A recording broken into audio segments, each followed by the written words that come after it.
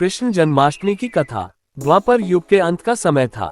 5000 वर्ष से कुछ और पहले की बात है। मथुरा के राजा उग्रसेन का बड़ा पुत्र कंस अपने चाचा देवक जी की सबसे छोटी पुत्री देवकी को विवाह के बाद पहुंचाने जा रहा था। देवकी का विवाह वसुदेव जी के साथ हुआ था। मार्ग में आकाशवाणी ने कंस से कहा, देवकी का 8वां पुत्र तुझे मारेगा।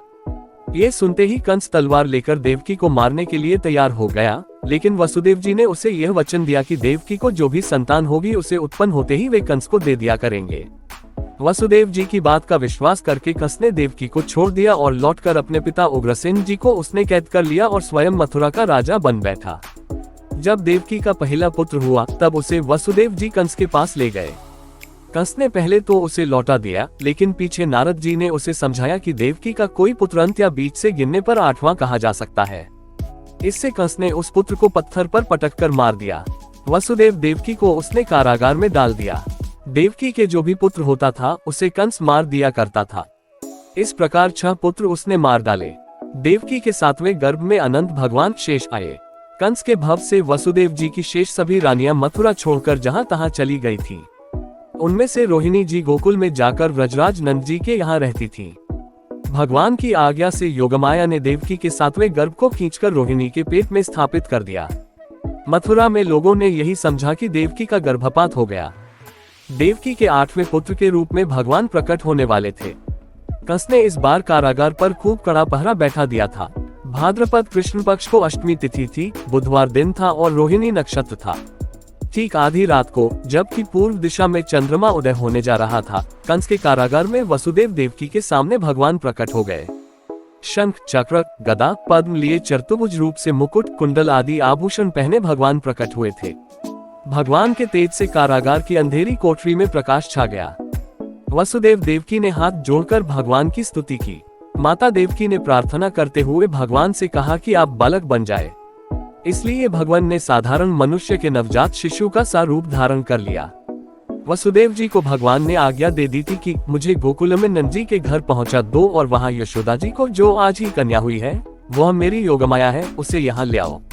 भगवान की आज्ञा के अनुसार वसुदेव जी जब शिशु बने हुए भगवान को सूप में उठाकर चलने को तैयार हुए तब उनके हाथ पैरों की हथकड़ी बीड़ी अपने आप खुल गई। कारागार के किवाड़ों के ताले, जंजीरें और किवाड़ भी खुल गए।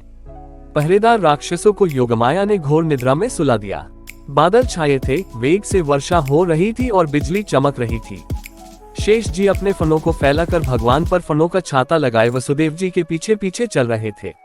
यमुना जी बढ़ी हुई थी, उनमें ऊंची ऊंची लहरें उठ रही थी। लेकिन वसुदेव जी भगवान को लिए जब यमुना जी में जाने लगे तब यमुना जल अपने आप घट गया।